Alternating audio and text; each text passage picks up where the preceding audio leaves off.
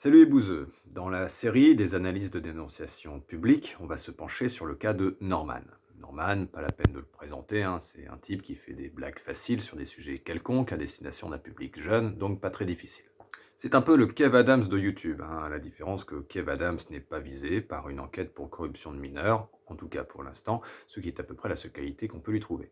Oui, cette vidéo risque d'attirer des jeunes, alors je m'adapte, je fais des vannes sur Kev Adams. Ça lui a pété à la gueule il y a quelques mois. Norman a été placé en garde à vue en décembre 2022 dans le cadre d'une enquête préliminaire pour corruption de mineurs et viol. Une enquête préliminaire, cela signifie seulement que la justice se penche sur la question. Il y a plusieurs dépôts de plainte contre lui, au total 6 si je dis pas de conneries, et en particulier celle de Maggie Desmarais, québécoise en quelque sorte à l'origine de tout ça, car elle avait pris la parole déjà en 2020 sur internet pour dénoncer les manipulations à caractère sexuel de Norman lorsqu'elle avait 16 ans et lui 30. D'après elle, c'est une trentaine de jeunes femmes qui l'avaient contactée à l'époque pour signaler le comportement de Norman à leur encontre. Et encore avant cela, on pouvait entendre circuler sous forme de rumeurs des accusations à l'encontre du comique. Pour des raisons pratiques, je vais me reposer sur la vidéo publiée par Le Roi des Rats. Le lien est dans la description et je vous invite à la regarder car sa vidéo se concentre sur les témoignages oraux que je ne rediffuserai pas car je vais me concentrer sur les captures d'écran, c'est-à-dire les preuves potentielles que les jeunes femmes qui témoignent lui ont confiées. C'est déjà intéressant qu'on ait des preuves, car Norman est accusé notamment d'avoir profité de la naïveté et de l'inexpérience d'adolescentes pour leur imposer des relations abusives, ce qui peut rentrer dans le cadre d'une corruption de mineurs. On a donc un homme actif sur Internet qui est accusé de manipulation. Il est ainsi normal et attendu de nous montrer des éléments qui vont dans ce sens. En effet, quand on est actif sur Internet, on communique énormément à l'écrit, et même s'il est facile de perdre l'accès à un compte, ou que des informations se retrouvent noyées et ainsi perdues dans un flot de données inutiles, on a quand même beaucoup de moyens de justifier ce qu'on avance. Dans cette affaire, les victimes présumées ne se contentent donc pas de leurs belles paroles sur fond de musique triste, en dépit de la logique. De plus, le nombre de témoignages est édifiant. Bien entendu, de nombreuses accusations minables ne forment pas une accusation solide. Si vous avez 5 femmes qui vous reprochent votre caractère de merde et de les avoir plaquées comme des vieilles chaussettes, elles auront beau être 5, ça fait pas de vous un pervers misogyne à mettre au banc de la société. Dans notre situation, les témoignages, au nombre minimum de 6, voire 30 et plus, est logique par rapport aux accusations. Comprenez bien qu'une personne influente qui se sert de sa liste d'abonnés comme d'un rayon de supermarché pour approcher des jeunes filles, le tout sur plusieurs années, forcément, on va se retrouver avec de nombreux cas. Le contraire serait étonnant et même suspect. Il y a également de nombreuses tentatives. Là encore, c'est logique. Il y a des témoignages de tentatives d'approche ratées. Une jeune fille est invitée par écrit dans les coulisses de Norman. Celui-ci lui envoie un message explicite à caractère sexuel, elle le traite de porc et il l'envoie chier. Ce schéma est cohérent avec le contenu des accusations. Enfin, on parle bien ici de jeunes filles de 16 à 18 ans, pas de mères de famille mariées de 40 ans qui se font passer pour plus bêtes qu'elles ne le sont en se servant du paternalisme misogyne dans leur intérêt. Non, ici, ces jeunes filles ont de bonnes raisons d'être manipulables en raison de leur âge et de leur inexpérience. On a donc déjà 3 éléments positifs qui sont favorables aux accusatrices. Toutefois, avant d'entrer dans le vif du sujet, il y a 2 points que je souhaiterais développer, la pédophilie et la majorité sexuelle.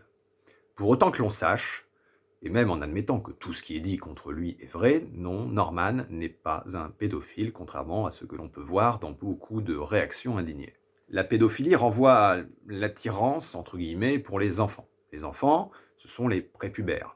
Quand on a 16 ans, 17, 18 bien sûr, on a du cul, on a des hanches, on a des seins, on a des poils si on les laisse tranquilles, ce qui serait une bonne idée, et on a un pénis plus ou moins bien développé. Ces caractéristiques ne plaisent pas aux pédophiles car ce ne sont pas des caractéristiques d'enfants, mais d'adultes. L'adolescence étant le nom que l'on donne à la période de transition. Les seins, les poils, tout ça, ce sont des caractéristiques qui dégoûtent les pédophiles. Les pédophiles ciblent des enfants de 8 à 10 ans, généralement. Lisez Matzneff. Il décrit l'absence de poils, des seins non formés, ou des testicules qui ne sont pas descendus. Que vous trouviez le fait de cibler des gamines de 16 ans odieux et immorales, très bien. Mais il est inutile pour autant de sortir l'étiquette infamante de la pédophilie comme si votre critique ne pouvait s'en passer. Cela revient à banaliser la pédophilie, à l'instrumentaliser, à pousser à la confusion, et ainsi c'est totalement contre-productif dans un cadre de lutte contre la pédophilie, en plus d'être insultant pour les victimes de pédophilie. Si être manipulé quand on a 16 ans peut provoquer des blessures psychologiques, ça n'est toutefois pas comparable au fait de se faire tripoter par tonton quand on a 8 ans. Il ne s'agit pas de dire que c'est moins grave, il s'agit de dire que ça n'a rien à voir. De plus, la majorité sexuelle n'existe pas, juridiquement parlant. C'est une expression commune qui n'existe pas dans la loi. La loi parle de mineurs de moins de 15 ans et de mineurs de plus de 15 ans. Ce que l'on entend par l'expression majorité sexuelle, c'est que la loi autorise les relations sexuelles entre un adulte et un mineur de plus de 15 ans, considérant qu'à partir de 15 ans, on serait en âge d'avoir un libre arbitre et ainsi un consentement libre et éclairé. Ceci dans un certain cadre, bien sûr. Par exemple, ce n'est pas possible avec un adulte qui a une autorité sur le mineur de plus de 15 ans, comme un professeur. Ce n'est pas possible non plus pour un adulte d'être dans l'incitation, car c'est de la corruption de mineurs. Et enfin, ce n'est pas possible de chercher à profiter de l'inexpérience du mineur de plus de 15 ans, ce qui semble là aussi être le sujet dans le cas de Norman. Beaucoup de gens considèrent que cette majorité sexuelle serait un permis pour les adultes d'abuser des adolescents. Ça peut se comprendre, hein, même si certaines personnes vont jusqu'à y voir la preuve des déviances des élites pédosatanistes qui nous gouvernent, ce qui est peut-être un peu excessif. Pourtant, cette majorité sexuelle est une conclusion logique du fait de considérer qu'un mineur de 15 à 18 ans est responsable de ses actes en raison de son libre arbitre, d'où le consentement possible. Si vous considérez qu'un jeune de 17 ans ne peut pas être consentant parce qu'il ne se rend pas compte de ce qu'il se passe, alors ça signifie aussi qu'un jeune de 17 ans ne peut pas être coupable de viol parce qu'il ne se rend pas compte de ce qu'il se passe. Et là, ça devient plus embêtant à défendre. Bien, tout ceci étant dit, on va se pencher sur les captures d'écran, après avoir précisé que ces screens vous ont été sélectionnés 3 fois. Une première fois par les jeunes femmes qui témoignent et qui forcément ne vont pas publier l'intégralité de leurs messages privés, une seconde fois par le roi des rats qui est limité dans le cadre de sa vidéo, et une troisième fois par moi car je vais sélectionner les captures d'écran que j'estime les plus intéressantes à développer. Par exemple, je ne vais pas prendre le temps d'analyser tous les messages où Norman tient des propos à l'apparence romantique et en fait plutôt mielleux et surtout suspect, où il prétend entretenir ou souhaiter entretenir une relation privilégiée, complice, des propos qui seraient au pire juste gênants, s'ils n'étaient pas répétés visiblement à toutes les filles qui l'approchent. Ce qui ressemble furieusement à ce qu'on appelle le love bombing, hein, le fait d'être excessivement romantique, affectueux, avec comme conséquence et certainement comme but d'accrocher une personne à soi. D'où l'intérêt de ne pas être romantique et affectueux. Dans le cadre où on s'adresse à des jeunes filles qui peuvent encore croire au prince charmant qui viendra les chercher sur son cheval blanc, c'est à noter.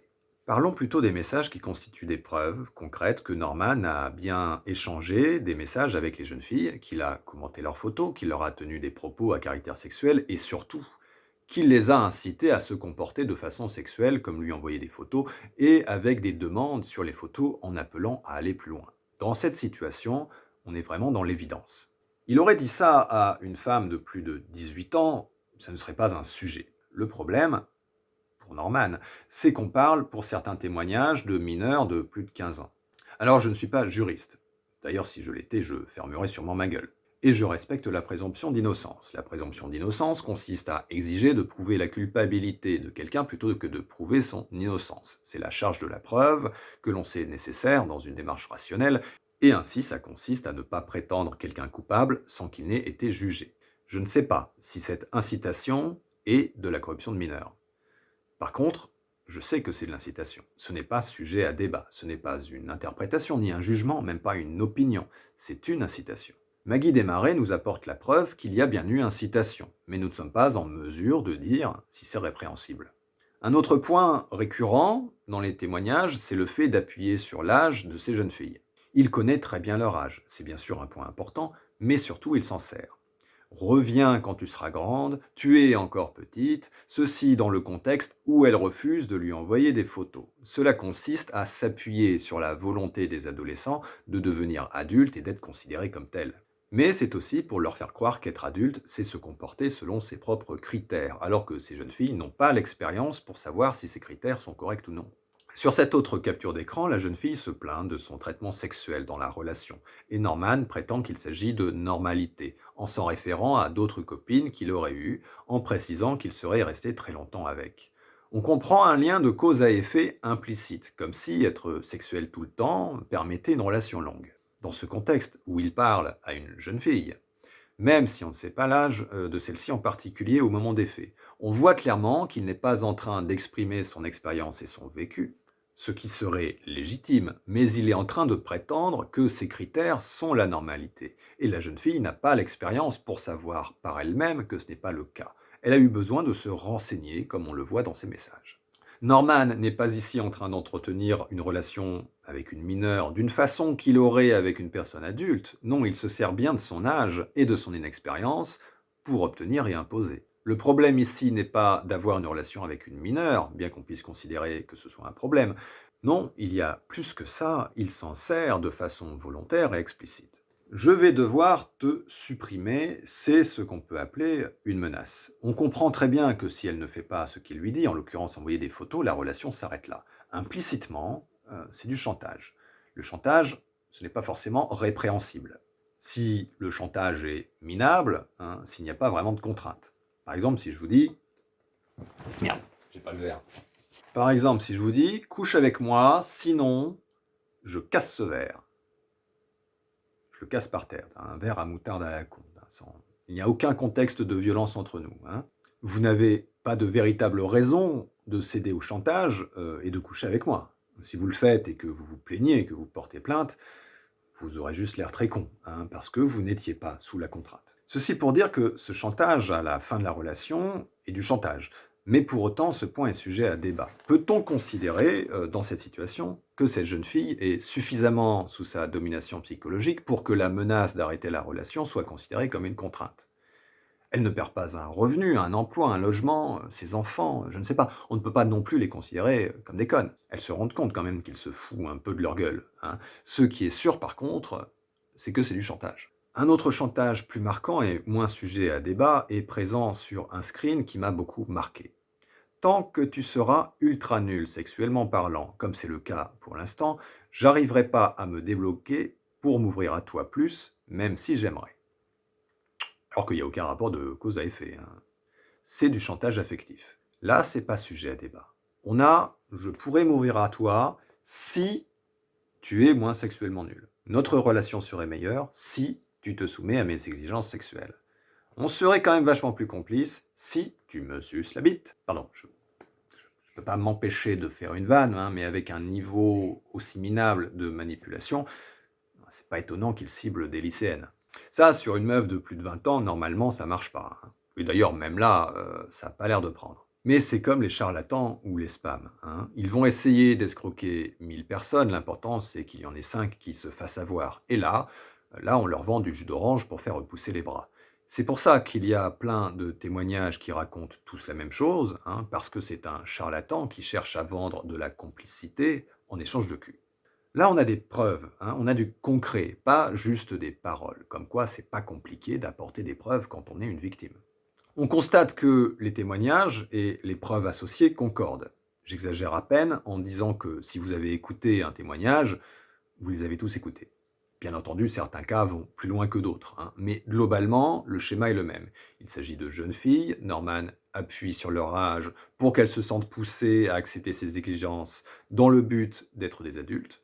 Il fait des demandes à caractère sexuel, répétées à son initiative, il fait des chantages pour arriver à ses fins, et quand elle ne cède pas, il menace de tout arrêter. Comparons à une autre affaire avec plusieurs témoignages, Léo Grasset. Une femme youtubeuse l'accuse de viol en lui maintenant violemment le cou. Une autre, youtubeuse aussi, l'accuse d'emprise, de violence psychologique, je cite, de kidnapping émotionnel, je ne sais pas si ça existe, au prétexte qu'ils n'auraient pas été clairs sur leur relation et que ça leur aurait fait beaucoup souffrir. Une troisième youtubeuse l'accuse de harcèlement sexuel parce qu'il lui aurait proposé de coucher ensemble. Je crois que ça veut dire non. Une dernière, étudiante cette fois, l'accuse de viol parce qu'il n'aurait pas mis un préservatif quand elle le lui a demandé. 4 témoignages, mais aucun rapport les uns avec les autres, on ne peut pas en extraire un schéma global, une méthode, quoi que ce soit. Finalement, les mettre ensemble n'apporte rien d'autre que ce qui ressemble à un millefeuille argumentatif. Sérieusement, on a quand même une femme qui parle d'un viol et une autre qui se ramène pour dire « Ah bah, et puis moi, il n'a pas été très clair sur notre relation, j'en ai beaucoup souffert. Ah, et puis moi, il m'a proposé qu'on couche ensemble, j'ai été choqué. » L'indécence. Au contraire, avec Norman, tout se tient. Les témoignages concordent et forment un ensemble cohérent. De plus, on remarque que les accusatrices ne sont pas dans l'attaque personnelle. Il n'y a pas de détails inutiles qui n'ont que pour seule fonction d'humilier Norman. Il y a des détails inutiles qui n'ont aucune fonction, ce qui est bon signe car c'est normal de donner des détails inutiles quand on raconte sa vie. Une différence entre un témoignage légitime et un témoignage suspect, c'est la présence et la fonction des détails. Quand on a la volonté de nuire, on donne des détails qui servent cette volonté. Elles ne sont pas là à raconter ouais, et en plus, il pue de la bite parce qu'il prend qu'une douche par semaine, ce qu'on dégueulasse. Il n'y a pas d'attaque personnelle, il n'y a pas de jugement contre Norman. Elle ne l'insulte pas, elle ne l'attaque pas sur son arrogance, son hypocrisie, son égoïsme. Il n'y a même pas de procès d'intention. Elle ne lise pas dans son esprit pour l'accuser d'intention inavouable. Tout ça, c'est bon signe. Cela montre que les jeunes femmes qui témoignent ont comme volonté première d'exprimer leur vécu et non de nuire. De plus, les accusatrices sont dans la mesure. Il n'y a pas de victimisation à outrance, ni de diabolisation de l'accusé. À la fin de la vidéo, je me suis dit, bon, le mec c'est un minable et ses filles ont eu une mauvaise expérience. Je me suis pas dit, mais c'est un monstre, leur vie a été détruite. Dans l'ensemble de ces témoignages, rien ne m'a encouragé à être dans l'excès. Notez bien qu'ici, il ne s'agit pas de faire la différence entre la bonne victime et la mauvaise victime. Ouh, ce serait mal. Une victime n'a pas à être parfaite, bien sûr, elle peut se tromper ou exagérer. Non, il s'agit de faire la différence entre la victime et le bourreau, car le bourreau se fait toujours passer pour la victime. Il nous revient alors de savoir faire la différence entre une victime et un bourreau qui se fait passer pour la victime, comme pour Amber Heard et Polanski. Enfin, il y a des dépôts de plainte. Vers la fin de la vidéo du Roi des Rats, Maggie Desmarais critique qu'en 2020, on lui disait de porter plainte. Elle critiquait alors le fait que pour être considérée comme victime, il faille porter plainte. Je peux comprendre ce sentiment. Mais il faut comprendre aussi que lorsqu'on accuse publiquement et nommément une personne, alors on ne se contente pas de parler de son vécu, mais on accuse quelqu'un, on le met en tort. Et cette personne a le droit de se défendre. Porter plainte, ça ne consiste pas à apporter la démonstration au public qu'on croit vraiment ce qu'on dit. Porter plainte, ça consiste à montrer qu'on est prêt à se justifier devant des professionnels qui ne sont pas là pour être vos potes et vous rassurer et vous apporter du soutien moral, mais ils sont là pour faire leur travail. Quand on se contente de parler de son vécu, on n'est pas obligé de porter plainte, ni même de se justifier d'ailleurs. Mais quand on accuse nommément quelqu'un, oui, car sinon cela signifie qu'on veut juste se contenter de profiter d'un mouvement de foule pour rendre justice. Et ça pue la merde, car je ne pense pas qu'on veuille d'une société où ce sont ceux qui gueulent le plus fort qui écrasent les autres. On a donc 6 points positifs, d'après moi. On a des preuves qui montrent de vrais trucs. Les témoignages sont concordants, ils sont nombreux et logiques dans le cadre des accusations. Les accusatrices ont des raisons d'être victimes de manipulation. Elles ne montrent pas de volonté de nuire. Et enfin, elles font appel à l'arbitrage de la justice. J'ai cherché les points négatifs. On pourrait en trouver en faisant preuve de mauvaise foi. J'ai pu voir une vidéo où le type reproche à Maggie Desmarais de ne pas avoir précisé que lorsque Norman venait à Québec, ce n'était pas juste pour la voir, mais pour son travail. D'accord. Et alors perso, je l'avais deviné, c'est évident qu'il n'allait pas à Québec juste pour elle. Pourquoi le préciser si c'est évident? Il arrive que des gens ne disent pas tout quand ce n'est pas important. Bien sûr, des fois, les gens cachent des choses alors que ce n'est pas important, comme la présence d'un mari au moment des faits. Mais dans l'affaire Norman, il ne me semble pas y avoir d'éléments cachés qui biaisent notre jugement. Honnêtement, je ne vois pas ce qu'il y a de négatif dans cette affaire, si ce n'est les réactions de la foule, d'où mes explications sur la pédophilie. Norman, quant à lui, a pu réagir par l'intermédiaire de la presse, à sa sortie de garde à vue. À ma connaissance, c'est tout ce qu'on a comme réaction. Il nie l'intégralité des accusations, comme les contraintes, et d'après les propos rapportés par les journalistes, Norman se concentre uniquement sur Maggie Desmarais en affirmant en substance qu'elle le harcèle depuis des années. Norman serait donc victime de harcèlement. Faut-il croire les victimes? Comme je le disais tout à l'heure, tout le monde se fait passer pour la victime. Dans ce cas, croire les victimes ne suffit pas. Il ne suffit pas de croire la première personne qui se présente comme victime, sinon cela revient à se résoudre à croire le premier bourreau venu. Les dénonciations publiques sont dangereuses. C'est donner la justice à un rapport de force sans aucun contrôle, sans règle, où c'est celui qui gueule le plus fort qui a raison. Bien entendu, la loi du plus fort est agréable et on a envie de la défendre quand on a l'impression de gagner. Mais être le chef sur un rapport de force brutal est rarement une situation très stable. Toutefois, on ne peut pas non plus tout cacher et empêcher que des choses se retrouvent étalées au grand jour. Ça arrive, en particulier quand le problème repose sur la notoriété. Alors dans ce cas, il faut faire preuve de discernement. On peut tout à fait évaluer nous-mêmes des situations sans se contenter d'attendre l'arbitrage de la justice et en même temps sans le dogmatisme identitaire consistant à prétendre qu'une victime est une victime parce qu'elle a la bonne identité sociale qu'on a choisi arbitrairement de lui attribuer. Ces jeunes filles qui témoignent ne sont pas juste des femmes dans une société patriarcale, elles sont avant tout des personnes qui ont des éléments concrets pour nous convaincre.